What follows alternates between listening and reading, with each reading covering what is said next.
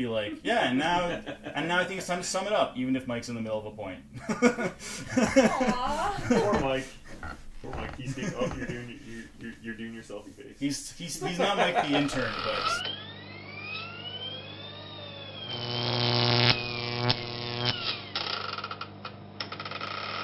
All right, back for another episode of Crosstalk. I'm Tim.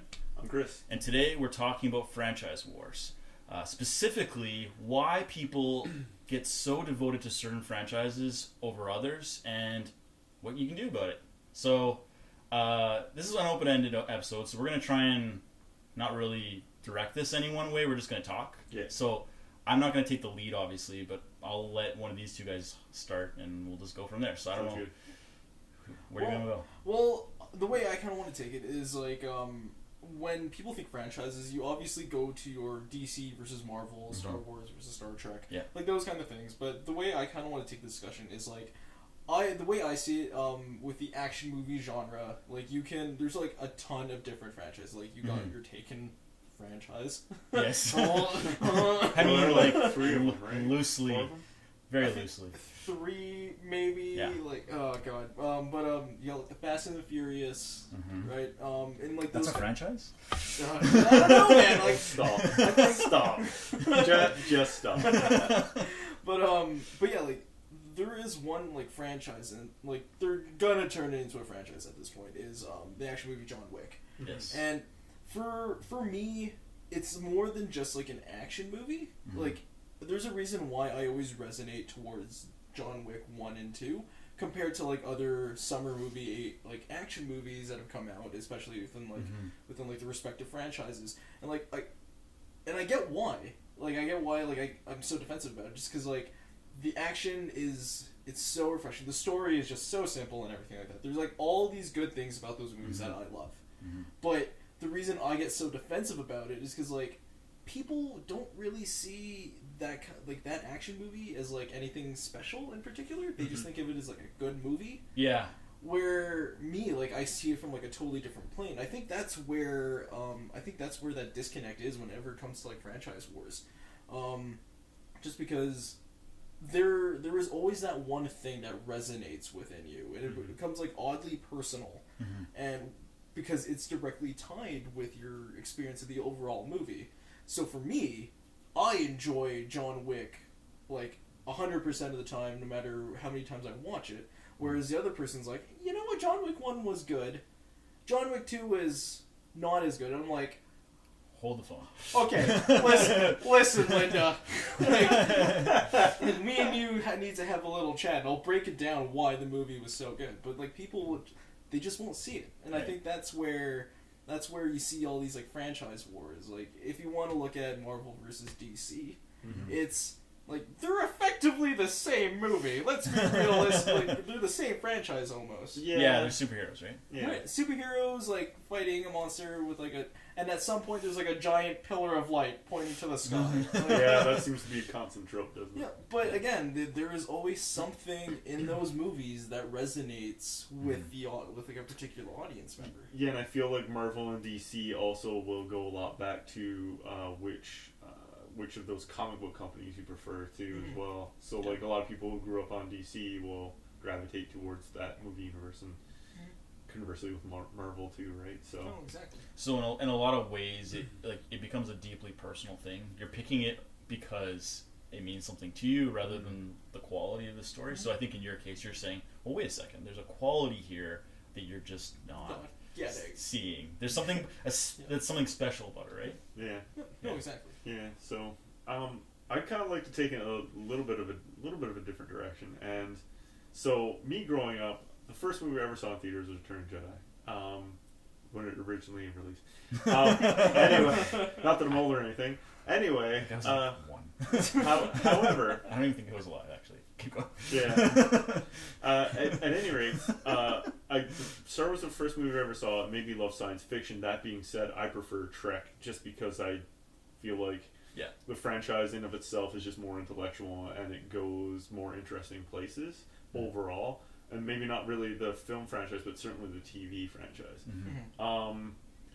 That being said, I like them both for different reasons. And there's a movie about this. It's called Fanboys. Yeah. Where you what a can't, great movie, by the way. I know, it's super underrated. It's really hilarious. Got a ton of heart. But where you can't like them both. Like, there's a big fight between the Trekkies and the Star Wars fans. And I'm like, why can't you like both? It's... I never understood it. But then I don't think I was ever really one of those people who... My franchise is better than yours. Yeah. I just like things that I like, and if it happens to sit over here, so over here.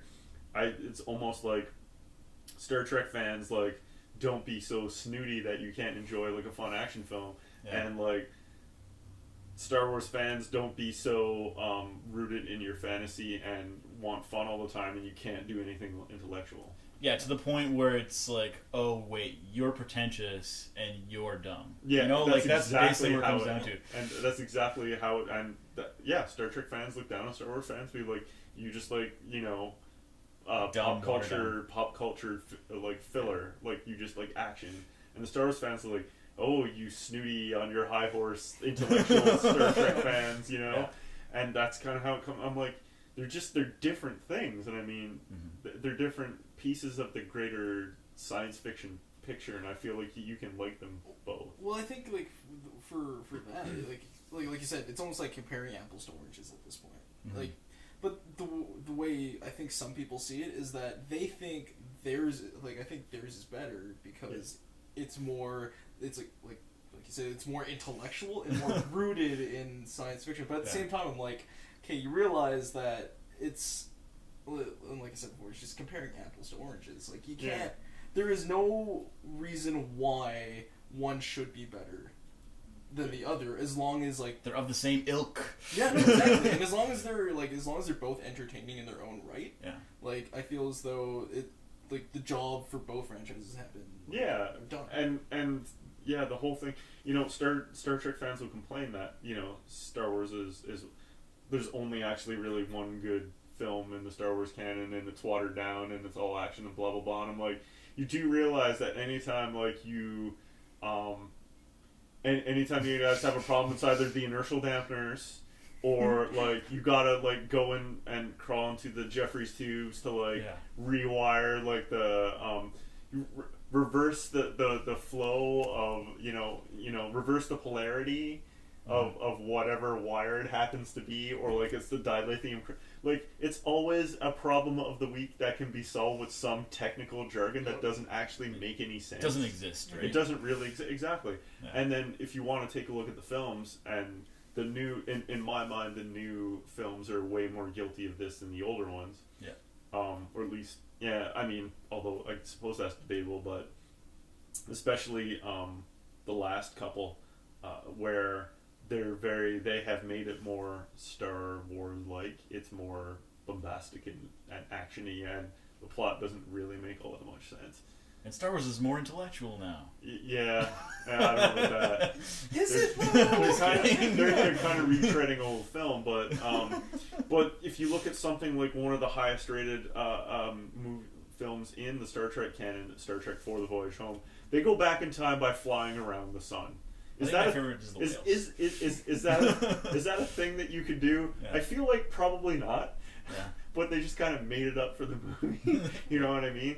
It's like and so some of the but some of the films are really good. Wrath of Khan is amazing, and The Undiscovered Country is amazing. Yeah. And I really like First Contact, but like every even one is only the even ones are good, the odd ones are terrible, and like most of the Next Generation ones are awful. And then the reboots are just like their whole other thing. Their whole other different universe thing, but which again, like more plot holes in it than Swiss cheese. But so they can be their own things, and like I just don't get it. It's like if you like good science fiction, you can like both of it. And that's okay. And I think the big takeaway, because you guys are both talking about very specific franchise that you love. I mean, Chris obviously is like, I love both of these, but one more. And Mike's saying, this is a very unappreciated, and I agree with you, very underappreciated franchise that is doing amazing things. And hopefully they end it and it doesn't suck. Well, no, they're doing a third one, and then they're doing a spin-off TV show, which I'm like, oh god, which he'll occasionally appear in to set the stage for. Yeah. Just kind of like this child assassins being trained. Yeah, it's shut just, up. What? But it's so, or like somebody who a child who their parent gets killed, like, and they grow up to become an assassin. They go through a training. Is this gonna be like a John Wick Jr. kind of thing? Like maybe, like I don't know, but apparently he's gonna appear in it, but. You're stressing me out with this. But, however, so it sounds like that sounds awful, but like, who would have thought that John Wick would be any good? So it's true. I watched it on kind of a whim. I bought, like how I bulk buy movies around Boxing Day and Black Friday. That was one of my buys. I didn't even like know that it was like well rated at the time. What? And I bought it, and I was like, "Holy shit, this is actually really good." So when did I see it? Like, it came out in 2014. Yeah, I want to say I maybe saw it on like the movie channel or something. Ooh, I was on top of that. Or like the second one where like, let's go see John Wick 2, and I'm like, yeah, let's do it. Yeah. Because the first one was amazing. You're like more of a theater junkie, I think, than either of the two of us. Like, I think so too. I used to like for me like I used to follow like blogs like Slash Film a lot, like religiously, to the point where I'm like, this is where the source of like all my incoming movies and like theater going experiences is gonna be from. Yeah. And that's how I found out about John Wick. I'm like, they were like, you need to see this trailer. I'm like, all right, cool. Well, that looks dope. And then I saw it. I'm like, I feel like the biggest man now. I want to fire all of the guns. Yeah.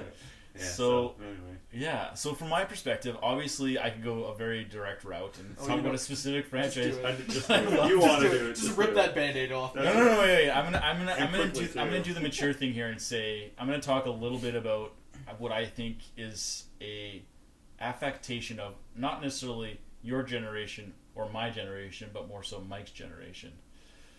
So I think young adults who are now becoming adults, not that you're a young adult, but millennial types. Millennial? You qualify. Okay. Thanks, fam. I decidedly do not. So thanks, fam. The challenge is that that there are a lot of franchises out there that people become greatly attached to, and then we're fortunate because we've sort of been through the 80s. Well, you and I have. Yeah, Mike the 80s was franchise. I was literally not a part of the 80s at all. No, the 80s was franchise city. So we've seen how that kind of horse kind of rode along and then got beat to death, and then it's kind of been reinvigorated with these younger ones. And I was going to talk about the Hunger Games, although I wouldn't say I'm a fan of it. I can see why it's appreciated the way it is. Mm-hmm. So I think for me, what's awesome about franchises is that it gives you a place to sort of have like a spirit animal or whatever, something that you can identify with, and then go off and tackle the world. But what I find interesting is that people will totally disparage against all other franchises, to the point where it's like, well, do you really hate that, or do you just love your thing so much that you can't appreciate anything? Yeah. So, yes, I do love the Fast and the Furious, but I also love Star Wars and Star Trek and John Wick, and I've seen all the Harry Potters and I can appreciate them, and I've seen the Hunger Games, I can appreciate it. So for me, it's kind of interesting that people get so enamored with these things now to the point where they can't. They can't even like look into anything else. Well, I think it's because like, when it comes to franchises, like let's use Harry Potter for example. Like I grew up reading the Harry Potter books and watching all the movies. And how old are you? I'm a millennial apparently. Like super young, super lit. No. Wow. All right. But anywho, I'm Gen Y, which is like barely anything.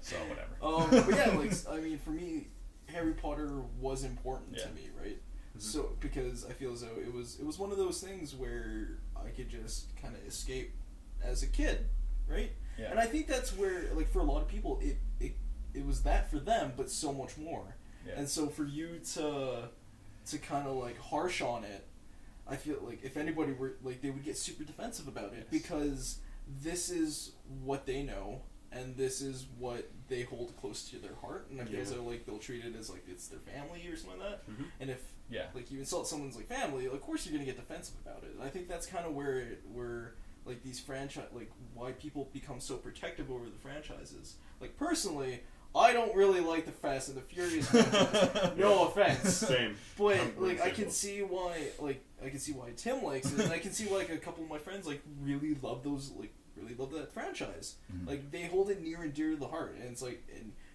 to have somebody kind of like attack that aspect of their life, I feel as though I can understand why they would be super defensive. Yeah, why would take it personally? Sure. Yeah. And like I was gonna say, so the Fantastic Beasts and Where to Find Them, not as good of a Harry Potter movie, but some people loved it, and I can, as a film fan, can appreciate it, but I can totally see that it's not as good. Mm-hmm.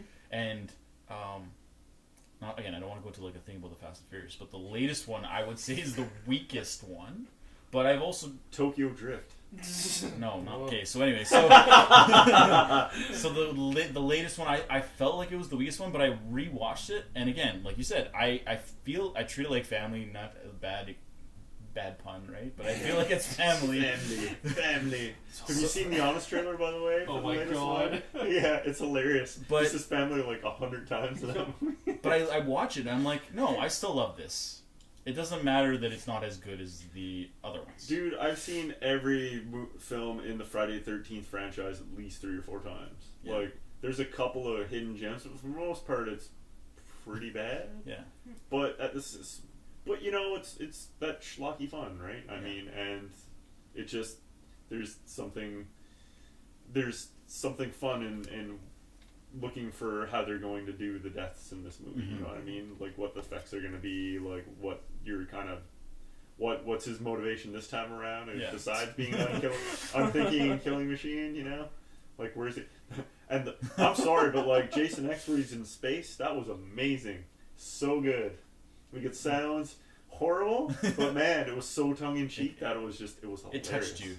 Yeah, exactly. Was that the one where he like puts the guy in like a sleepy bag and just like bashes him against? Yeah, because he was in like a holodeck type thing. Yep. It was hilarious. Yep, I remember that one. Yeah, the deaths are great. It's just it's the best. So that said, I think franchise wars, like any wars, really we should just learn. What are they good for? What are they good for? No, absolutely nothing, right?